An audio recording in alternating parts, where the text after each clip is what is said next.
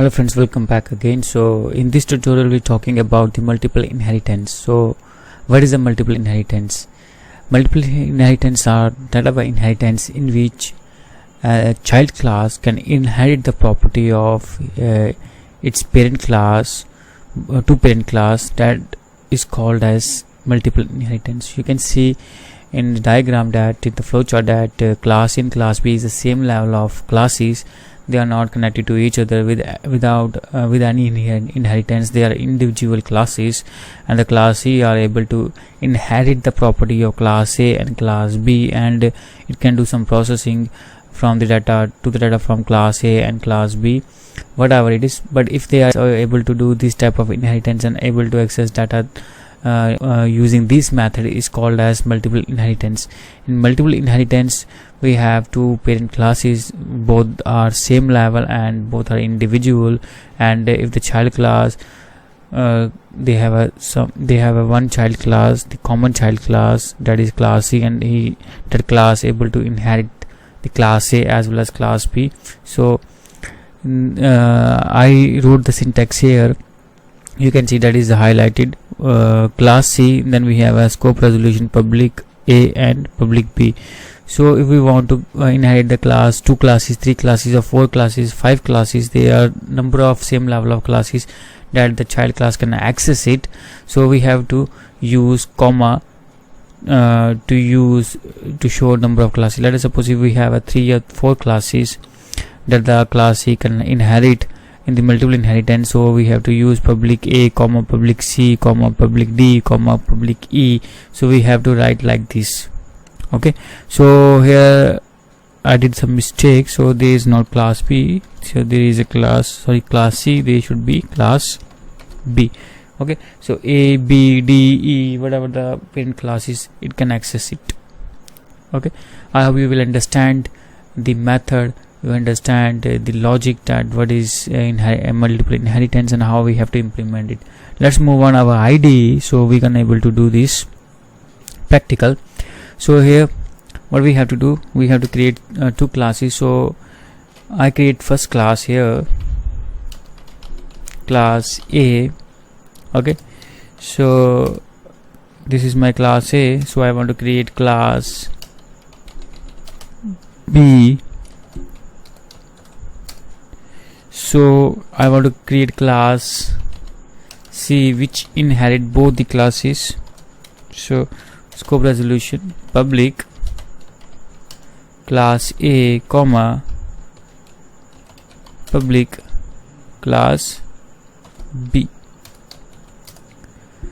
Okay, so this is the syntax. So let us suppose in class A we are able to access the roll number, in class B we are able to access the name,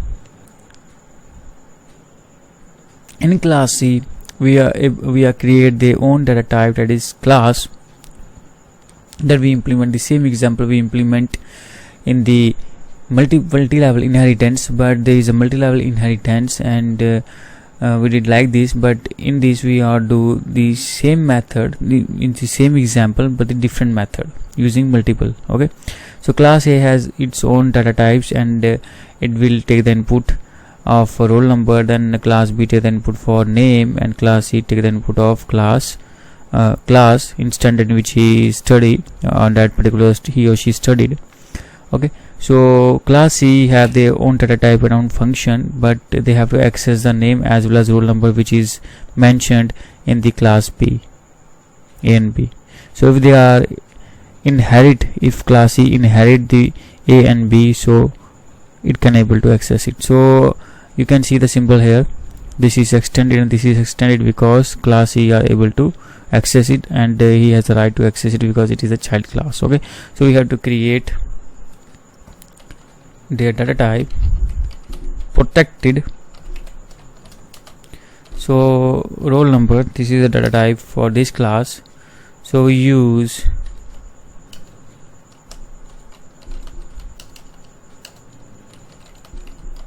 protected void input RL, it means roll number. So cout. First we use cout.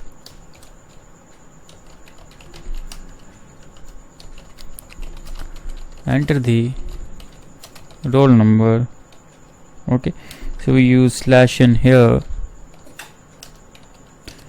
So we use cin. We wanted to take roll number here.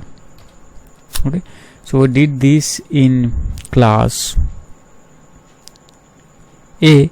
So we also do the same thing in class B, but here we have to create the another data type, another input method.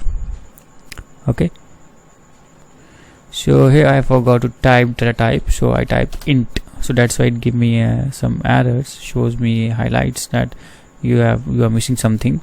So again I use protected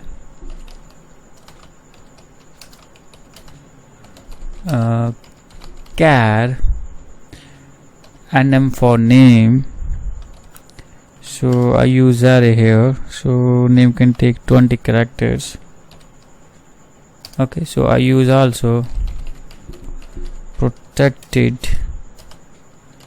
void input nm, so it's name method. So cout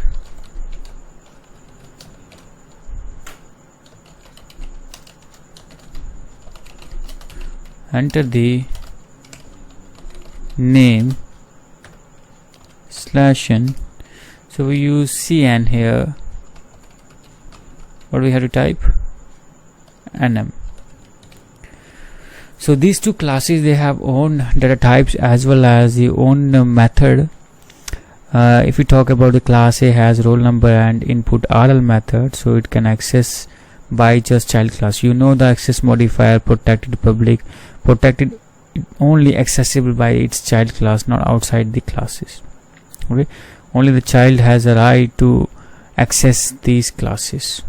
If you don't know, so please watch my previous video. Okay, so these two methods, void nm is belong to class B, and void input rl it's belong to class A, and we have to use these in class C.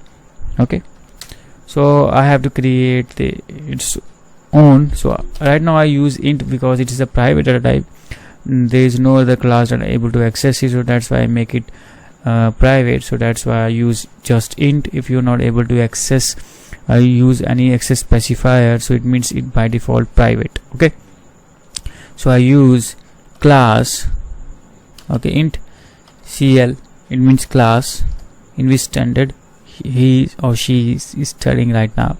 Okay, so we use again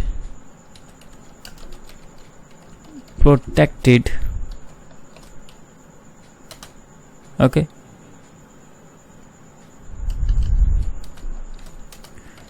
void input cl for class. So cout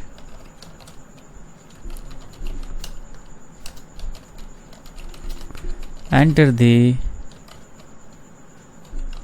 class of the student.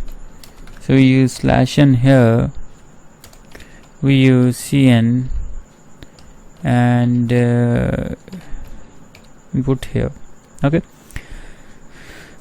but in this inheritance I have to access all the two classes, all the two methods that defined in class A and class B. So what do we do? I will call it one by one in this class.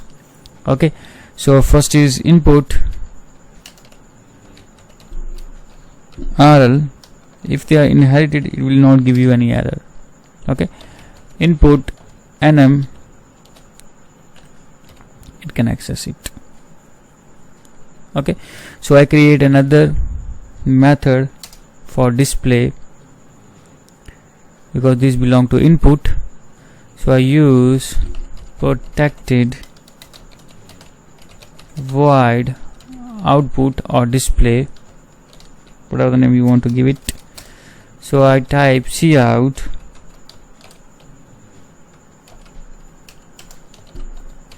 roll number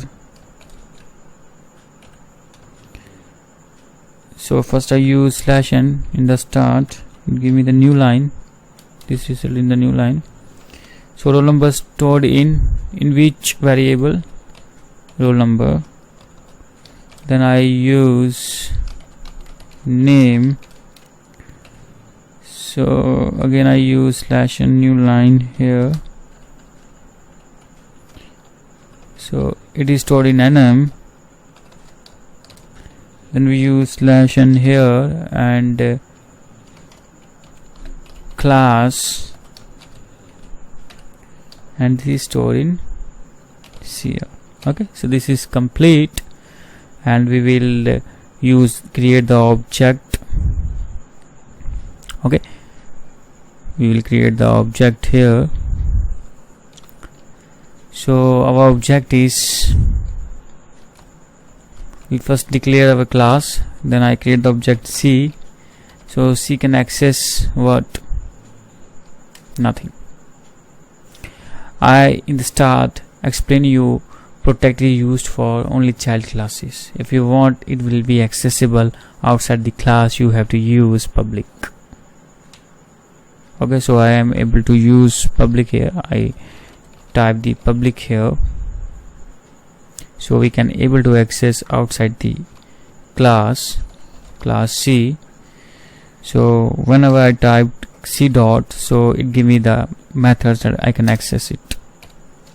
Okay, C dot input, so another is output. Okay, I hope you are able to understand what it's happened. If you're not, so I will explain you after the result, after the output when we get. Okay, I will explain you each and everything how it's work.